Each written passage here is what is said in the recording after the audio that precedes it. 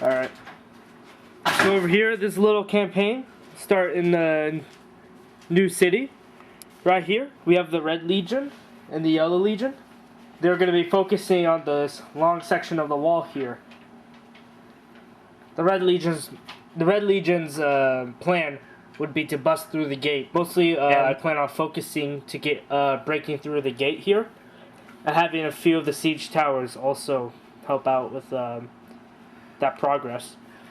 Over here, the Yellow Legion, right next to the Red Legion, their focus will be on taking the walls and storming down to take more city squares. So here, the 10th Legion, we are going over here and taking the walls. Their objective will be to take this tower, if they can, but their main objective is the city squares behind it. There's quite a few city squares that are pretty important. The 15th Legion here, their focus will be on taking this area over here.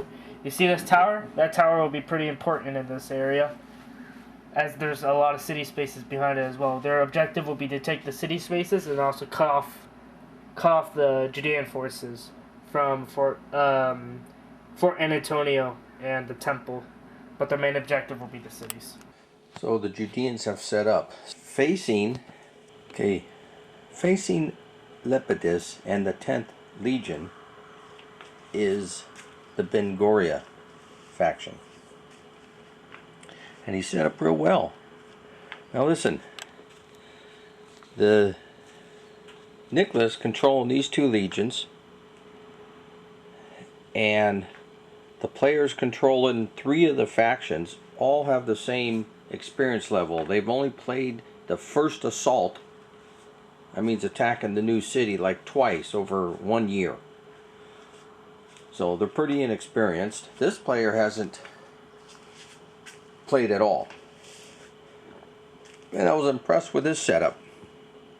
I mean, he put these guys are actually the archers. He put the archers 2 on a bastion, 2 on a bastion, and 4 on that fortress, and then 3 more there, and he's got nothing there. But I'm pretty far from here. I'm a couple turns from getting there, and he knows he can move quick along the wall.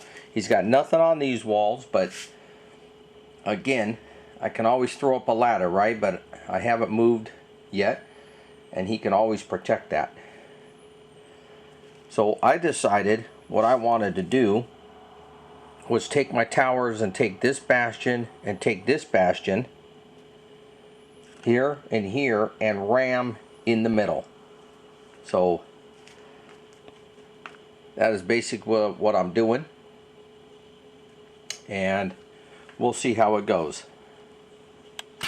Playing field is leveled. I'm not saying a word. I'm not telling these guys what to do. They're just gonna have to suffer through it.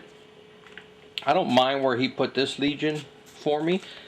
Was the 15th Legion, Viagris commanding right here, and he's going against the Ben Shimon faction, which is the smallest of the factions, and it looks like he protected this area pretty well, because I'm coming right at the tower here.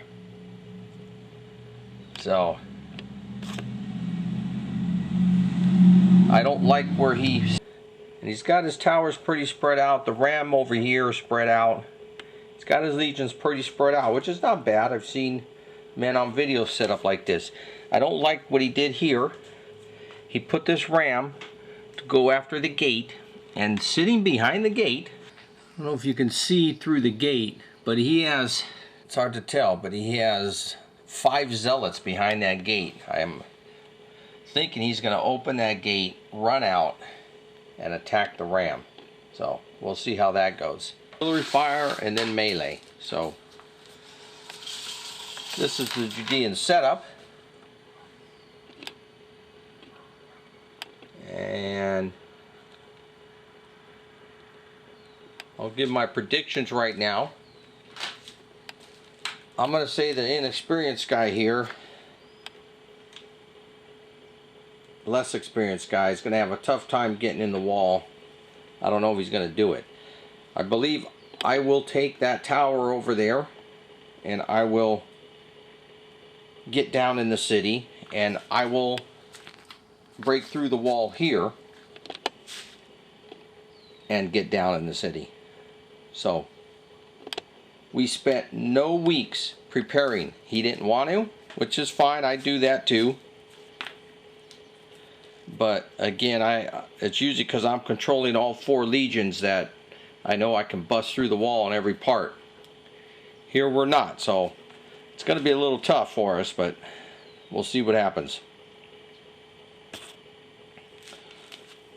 Alright, we'll come back with the Siege of Jerusalem battle. So we have finished turn 1. And I'm not going to show every turn, but now remember, this is Titus, Nicholas. He's on the same playing field as the defenders of Judea, so I'm letting him just, you know, come up with all the plans and strategies. So this is where he started me with one of my legions. And only in one turn I got to hit the slope, so I'm not at the wall. And we took some fire. Nothing much has happened. I have my other legion on this side, and again coming up the slopes. Haven't reached yet. And I don't mind staying 1 hex away. As you see right here, it's 1 hex away in between the wall and the towers. And he actually used this ballista on the first turn, his first free fire, and he destroyed a cavalry. I mean, I had to put everything right here, and I didn't know he had a ballista set up there, but... So now I'm advancing, and I'll tell you when I hit, what certain areas I hit. Now, here in the middle, Nicholas has been fighting Christopher and Nathan, the 2 Judean factions. And you can see he's pretty spread out, 1 tower, 2, and he's taken the walls. And I've explained to him before, and I've made videos on Siege of Jerusalem. I told him to watch the first one at least to see how I attack, and he's not doing none of it. So I doubt I'm going to say he's not going to even get through the north wall here. What happened is he brought the ram into the gate. He damaged it by 1. And then the Judeans sorted out. First he took all this missile fire on the ram. He couldn't reach this one because of the tower, because he's right here hitting. All of this went on it, and I think he may even use that ballista. And he disrupted. He killed 1 legionnaire and disrupted 1. It was a great roll. Not only a great roll, but he had a lot of odds. And then he sorted out with 2 Judean zealots. And he destroyed the ram just by entering the hex once he killed them. Because they attacked the disrupted legionnaire, the 2 zealots, and killed them. All you have to do is advance into the hex. And so what he's sitting on is a destroyed tower hex, because that takes up a stacking limit. On my turn, he gets to shoot first. And he didn't hurt my guys, because on the previous turn, I disrupted 1 of them. So he only had 1 guy that could really do something. He didn't do anything. So my turn comes. He didn't get that guy rallied. So he took a shot, didn't do anything again. So when my turn came, I took all my 30 points of artillery and hit again. And I disrupted 1 guy. And rolled on the 2-to-1 table, got a 1, missed. His turn came. He rallied as 1 guy. Then he tried to shoot my guys, he missed. I took my 30 again on him, and I didn't do much. I think I disrupted 1 guy. That's what happened. So I disrupted 1 guy. Well, now it comes back to my turn. He gets to shoot me again. And again, 1 archer here doesn't do anything. He couldn't do anything. I take my 30 and I put it all on that again. This time I rolled decent. I got a disruption and an elimination. So he took the eliminated guy off that was already disrupted, and then disrupted the other guy. So I only had 1 disrupted regular to deal with. Now, when I attacked with my 2 7-8 legionnaires and the headquarters, I had a 42 still, but now it wasn't a 2-to-1, it was a 7-to-1. And I even rolled a 1 on that. But if you look on a 7-to-1 table, even if I get a 0, it was an elimination. So I haven't been rolling good, but at least I eliminated the guy and I was able to occupy the hex. So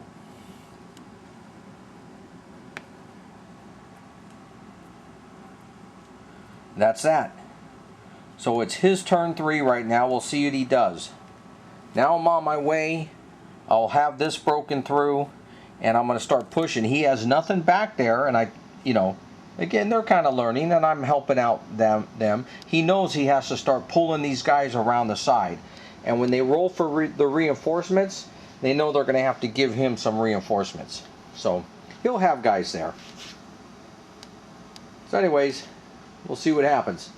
But that's how quick I get on the wall. Artillery and attack. And my commander here, Titus, he's been up against the wall since turn 1. So he's had 3 shots at it. And he's not there yet. And he's not even hitting a bastion. So really, I don't think he's getting through the wall. Okay, it's my 7th turn, and I thought I can occupy 15 hexes here pretty good, but the way it's worked out on the movement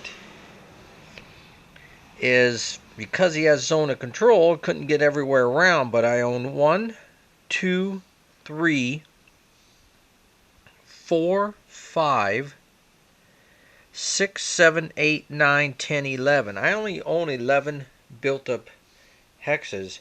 I need 4 more, and they're gonna have to come in here with the attack. That's how close it is right now. He vacated that fort. I did take it. I might decide maybe that isn't a good idea. Yeah, let's do that. Instead of bringing this guy here, let's bring the archers that are here. And they go 2, 3, 4, 5, 6, and 3 is 9. That's 12. I need to take 3. Yeah, let me go ahead and just switch these guys. That'll give me 20. So, and he has a 5. So it's 4 to 1. I'll do that. Let's go ahead and throw these guys in the attack. So I'm going to put 7 more, so it's 27 on a 5. Now the odds are 5 to 1. Let's do it. 5 to 1. I need that hex, and I just got a 4. Now he is in a built-up, and you have to -1, so it becomes a 3 at 5 to 1, and we have a back and elimination. So we do take care of that. And I can start rolling with an A multiple attacker. Let's put these 2 in here.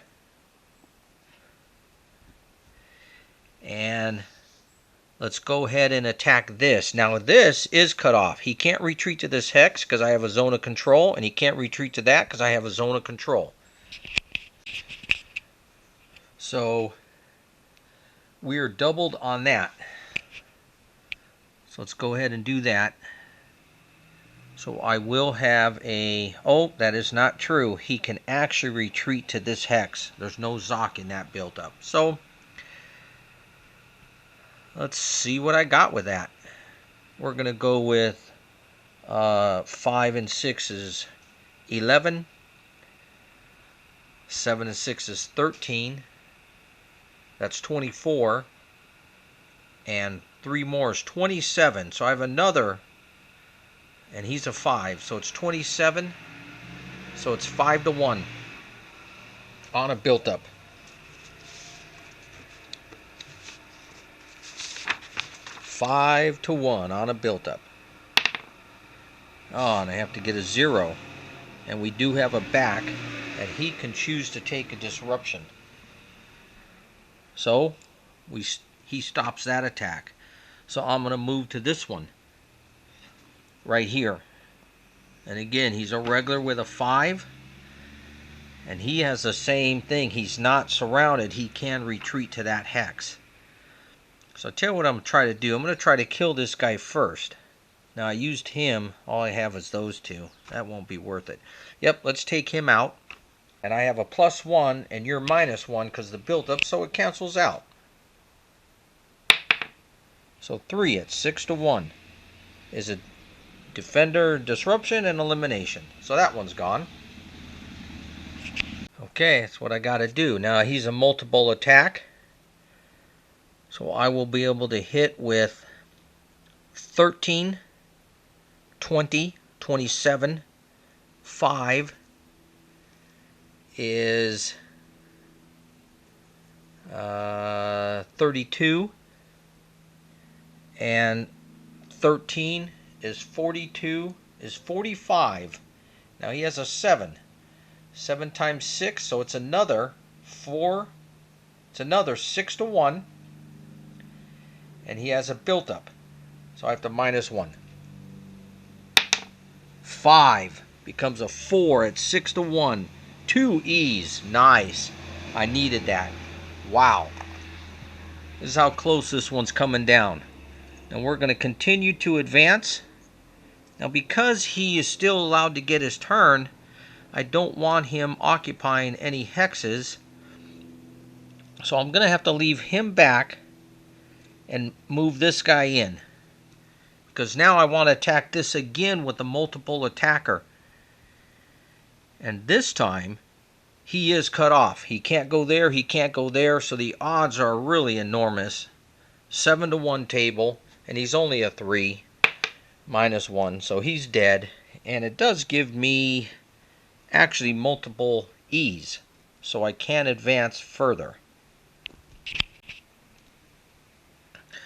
So for example, if I take this guy and this guy,